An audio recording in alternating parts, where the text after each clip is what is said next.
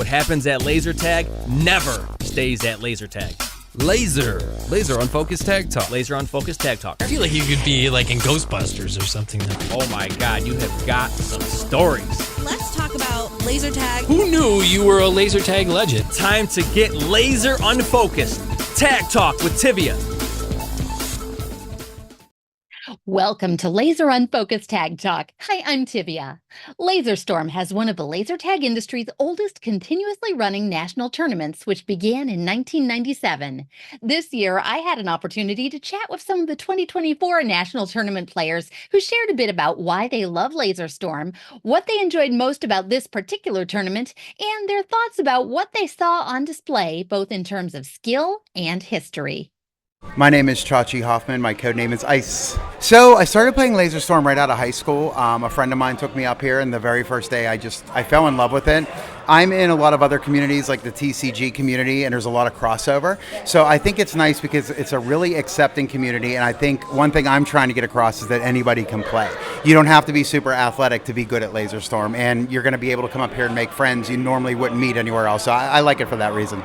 Nationals is always fun because of course we have our big rival in Retribution. We kind of go back and forth every year, but even going back to years before with Ohio, who unfortunately couldn't be here this year, it always brings players from the best arenas, all the best players together. So it's one thing to play in your own region or play leagues and be the best person there, but it really doesn't mean anything, in my opinion, until you get to nationals and kind of prove your mettle against everybody else from all around the country. I love all the stuff I've seen, especially for me. It brings me back. I remember a lot of the teams like Dubis Tot, and we've had some fun telling stories about Black Ice and tournaments in Colorado and Kansas and Michigan and Florida and all those fun places that unfortunately we don't really get to go to anymore. So it's really cool to see that on display and kind of be taken back to that and realize that we're still here playing, we're still doing it at this time. And we have all those fun collective memories to share with the new generation that are playing, like George's kids and things like that, who weren't even alive when we were playing. So not only do they get to see it with their eyes, they get to hear about it and kind of feel what we felt back then. So I think it invokes those memories and brings us back there. My name is Brendan DC. My code name is Red Eye. I think it's a lot of fun. It's a great workout. It's a team building exercise, and it brings family and friends together. Seeing everybody and seeing what players from across the country have as far as talent goes, as far as just what they're bringing to the game, and just seeing old friends and seeing people that we haven't seen in a while. I think it's incredible. I think everyone's having a lot of fun. I think people are viewing it at home and on the internet, and I think it's a blast. My name is Dylan DC, and my codename is Destroyer. Well, I think it's a very fun, inexpensive way to get out and meet people and play games with your friends, and I think it also can help someone with practical things in daily life, such as home defense. I really enjoy the experience it gives me, seeing players from around the world I've never seen before, seeing their play styles and what they bring from different styles of laser tag other than LaserStorm, such as Quest. I like it.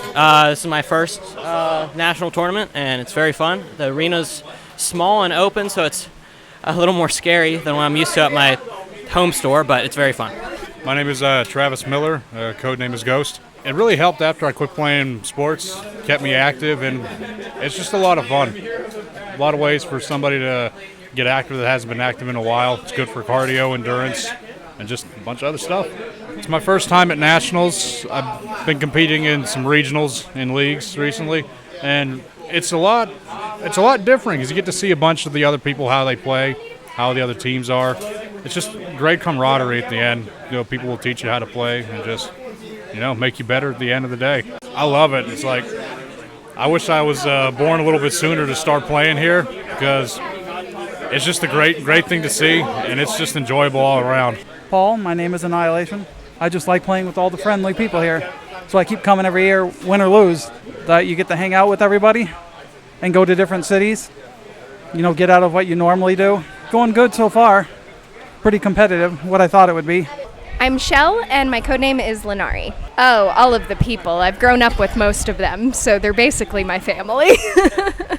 I mean, I think the just higher level of competitive play, we do a lot of regional tournaments, so it's really exciting to kind of get a more intense picture of our system at least once a year, so I really enjoy that, and I love coming back home after a good Geddon tournament to do it every year. Oh, love it so much. I'm a total history nerd, and I'm very excited that we have this whole museum table set up, and we've had Chachi 2 coming in and doing the 3v3. I just think we have a lot of creative new stuff going on surrounding our main tournament, which is pretty traditional, and I think it's cool to keep things fresh. My name's Eli, and I'm Venom. Been doing it for 20 plus years, and I've just always been hooked to it. Love it. I love the community. All the people are really cool, and I mean, I'm just hooked.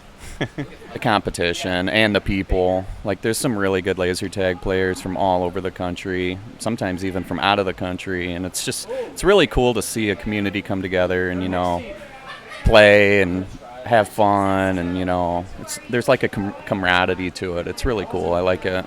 So the museum's really cool. Like, there's some old things that bring back some nostalgia for me. I started playing competitively back in 1997, and seeing some of that stuff is really cool. Love that. The arena that we picked, it's actually playing way better in person than it looked on paper, so I'm happy with that too. I think everybody's pretty happy with the arena. Sean and Shank. Well, I got into it as a teenager and just fell in love with all the people, and most of my friends are kind of all been playing, so just for the community and have fun. It's nice that it's a new store. We've never been here, and that it's kind of in the middle of a lot of our community, so it's not far. I guess this is nice. The museum's awesome. I kind of am younger, I guess, not as young as some of the people here, but some of the stuff's from like the year I was born, so that's really cool to see. And just, it's definitely interesting to see how we're still keeping the system alive, even though it is as old as me, literally. So. My name's Brandon Hart. My code name's Brandoodle. It used to be Slav all day. People get confused about that a lot. I got a job at LaserStorm right after high school. I just needed a job for gas money. I had been playing competitive paintball for years, couldn't afford paint, so I switched over to competitive airsoft, couldn't afford the BBs, and beams are almost free. So the price is right, and I just have a lot of fun with it. I think competitive play in general, it's just taking something that realistically has been obsolete for the past 30 years and maximizing it. I almost feel like an F1 driver in race cars, taking something to its fullest potential, abusing the system and the technology to its fullest extent for the longest amount of time so that you can get the best results out of it. And it's just, I'm a small-framed guy. I can't play football. I'd get my butt kicked. So this is a nice place where anyone can just kind of go in here, and it's pure skill. So it's just nice. I think the skill on display is excellent, as always, and the memorabilia is really darn cool. I'm a history buff. I work for LaserStorm Pittsburgh, so they're data hoarders over there. They have stats from the 1800s. They've been collecting everything for the longest time, and I'm kind of a pack rat, so seeing the X-Men stuff and the Circuit Commando stuff and the original paintings, the concepts of LaserStorm, it's a treat for my nerdy mind. Nick and Ninja Master. I just love the competitive aspect. I think as a sport, it does well. There's a high skill ceiling, and the teamwork is there. So it's got everything I want. New place. This is my first time here actually competing. I like when new arenas open, and I like going to new places to play. So that's been the best part for me so far. I think we got a lot of work cut out for us personally. I think this is a brutal map where if one team is steamrolling, one team's going to win by steamrolling. So it's kind of hard to get back on your feet whenever you get knocked down. But I think you just got to figure it out, see how the tournament goes. Bill Fox, Rave. I love the competitive aspect of it. It's a very different style of laser tag in that it focuses more on teamwork. It's a divided arena, so it's more area of control than it is just a straight fight. So it adds a very different element to an already wonderful game. Playing with players that I've never played with before. That is my highlight for this one. This tournament's going to be interesting in that the top 3 teams are probably going to make the podium, and that was pretty much defined coming in. But between those 3 teams, it's really going to come down to how well the vests work on the final day. But the most interesting thing is the bottom 5 teams are all pretty even, and they're all having competitive games. And that is really the highlight, because it focuses a lot of new players, and it's good to see them putting their skills at work at a national level like this. Matt, Red Dog. Well, I was kind of born and raised into it, where growing up with friends and family playing laser tag, then friend groups changed. We decided to get a little more competitive, playing in-house leagues, getting better and better, going to regionals, going to nationals, and playing international competitions. Played it my whole life pretty much. Definitely hanging out with friends and family. Obviously, we have a lot of friends here. Some people are so close you call them family. I love the display. It's amazing to see different aspects of different stores. Having the Laser Tag Museum here is awesome, seeing different artifacts and basically history of LaserStorm. Fred Asti, the Phantom. It's definitely the community. We come together from all over, and we're able to play with each other, build bonds with each other, and it's just a wonderful experience. Well, this is the first time we played nationals at this location with this arena, and being laser tag for as long as I have, it's nice playing in a new arena. It's nice to, I've traveled all over the country, and it's nice to have a new one close to home. Well, as for on display, I see a lot of newer players coming up, and you can just see them growing and playing in a competition like this, which is so competitive, and they're actually, holding their own, and it's really nice to see the next generation, maturing into the game. I had a chance to tour the host arena facility and talk with Kevin Caparosa, co-owner of the Laser Storm located inside Family Bowlaway Center in Butler, Pennsylvania. My name is Kevin Caparosa. I'm a co-owner with my brother Joseph, and we own Family Bowlaway / Laser Storm of Butler / the 11th Frame Bar and Grill / the Back Alley. We're very honored to have this tournament, and I hope they'll consider us in the future. Well, this is actually our first time to do anything on a national basis, and to be honest, it's an honor because normally it's more a local event for us, and I understand we have some people as far away as Wyoming for this tournament. I believe I read an article in 1995. That was the first time I ever heard about laser tag. And we ended up doing a little bit of investigation, and we found that the actual closest arena was somewhere in the state of Maryland. And my brother Joe and I drove to that site. We played Laser Storm for the very first time, fell in love with it, came back to our hometown deciding that that was something we wanted to do. I think it goes back to when you were young, okay, and you played tag. I think that's it, or capture the flag. It's sort of exciting, okay. The way Laser Storm, and we had options even back in the 90s of buying different laser tag games, okay. We like the idea that the two teams are physically separated.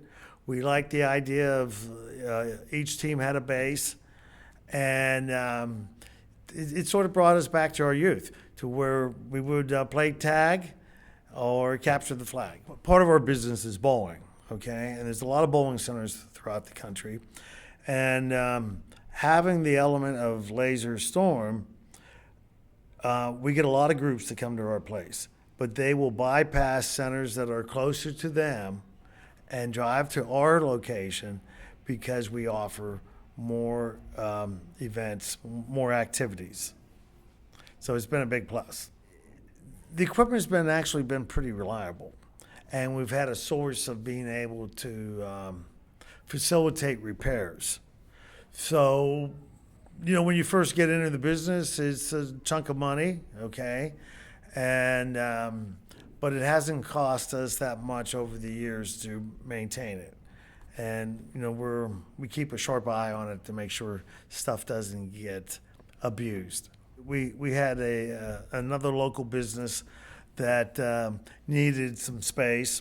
Our second floor part of that building was mainly birthday party rooms, okay? So we saw the sense of trying to have your cake and eat it too. So we were able to, with the help of some key Laser Storm people, facilitate a move from the one floor to the next. The only thing we really lost is when we had it on the first floor, we actually had an observation deck on the second floor. And naturally, that's the one thing we don't have now. Normally, they're coming here for laser tag, okay? They go to our website, see that we have it. They'll normally make a reservation. To be honest, a lot of the activities based on parties. We're definitely not like our grandfather's bowling alley, okay? Over the years, we've tried to incorporate new ideas, gussy up the place a bit, okay, make changes. Because if you don't make changes, then over time you become irrelevant to your customer base. So we started off when we originally started in the bowling business, we had a 16-lane center. And then we went, eventually we added 12 lanes and we made it a 28-lane center. And then we moved and we actually bought a bowling center in Nebraska and we moved that to Pennsylvania and that created a 40-lane center, okay? And for many years, the 40 lanes was like the perfect number, okay? But as like a lot of things change, okay? And you have to adapt. And now what is old is new again, okay? So now we're back to the 28.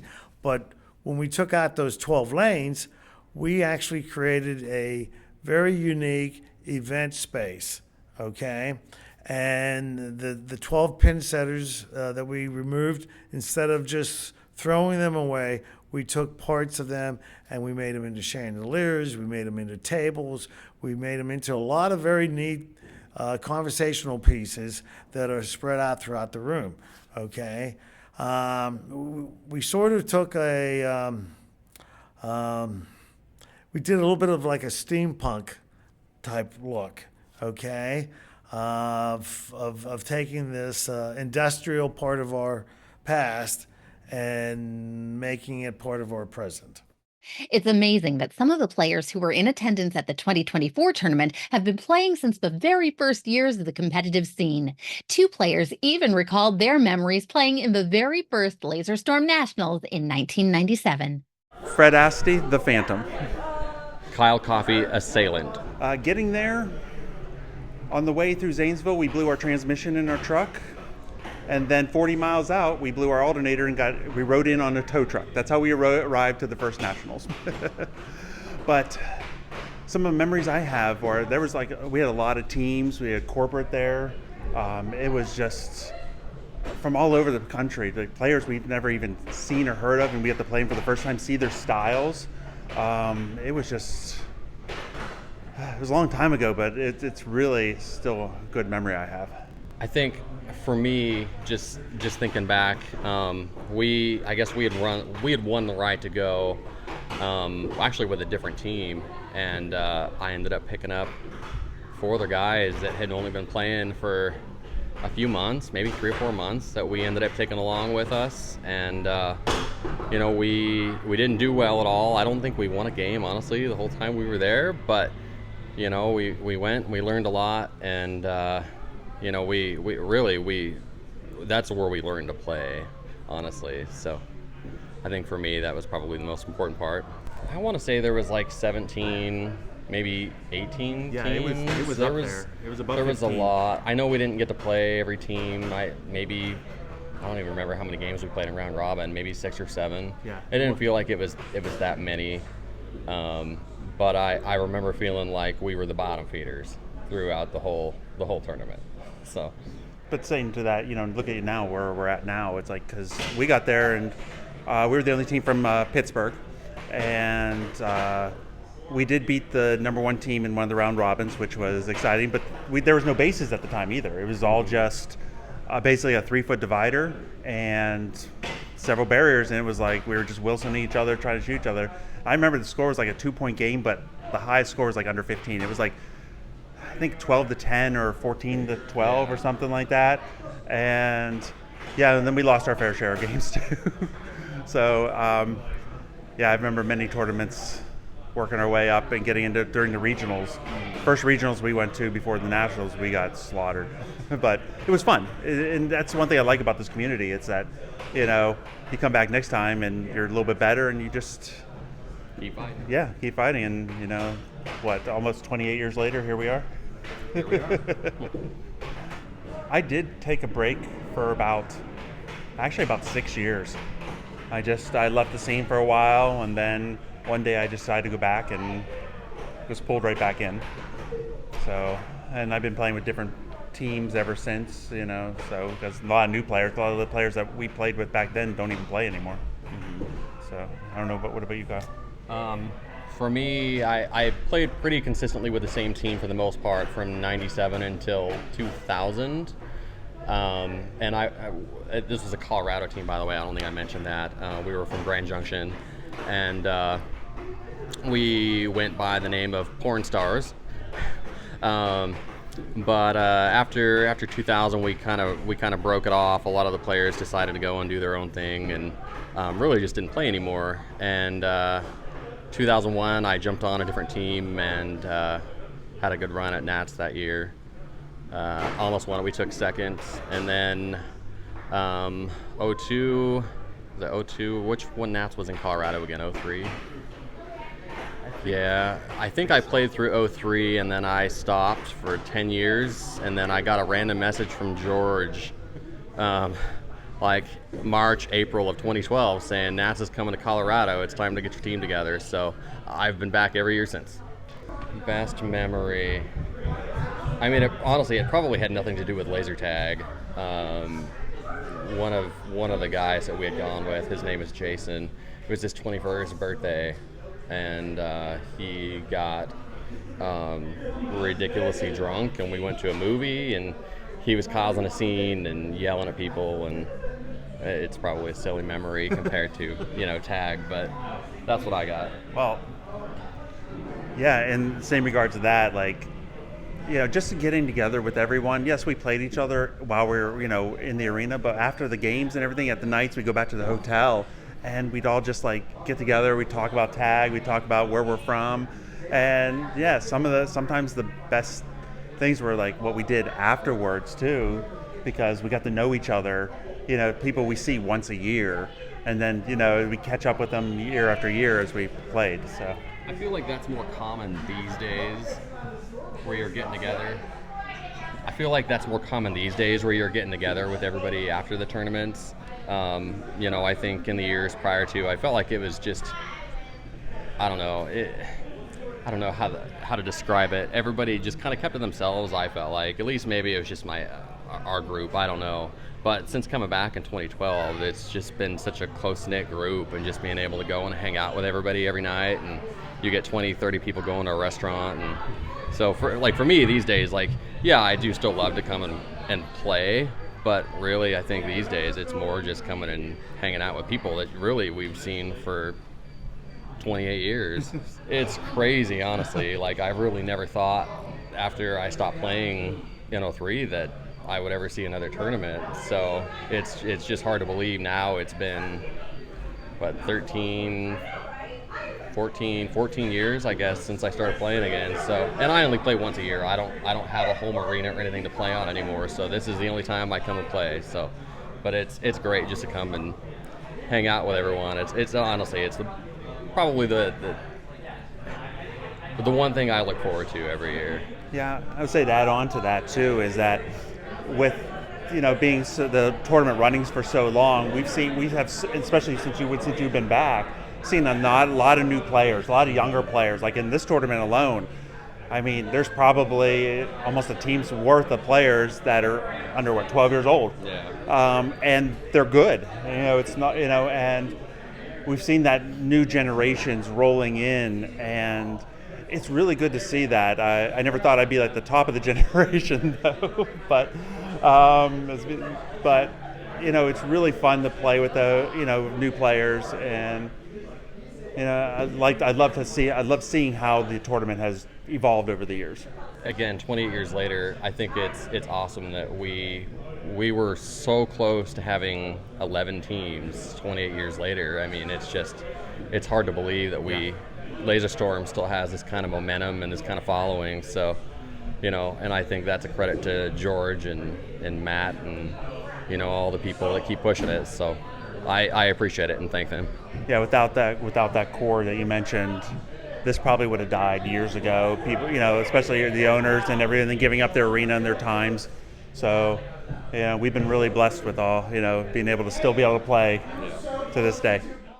Thanks for checking out this episode of Laser Unfocused Tag Talk. Listen for more episodes on the first and third Friday of each month. Want to be a guest on an upcoming episode? Find out more and follow my blog and website at TiviaChickLovesLaserTag.com.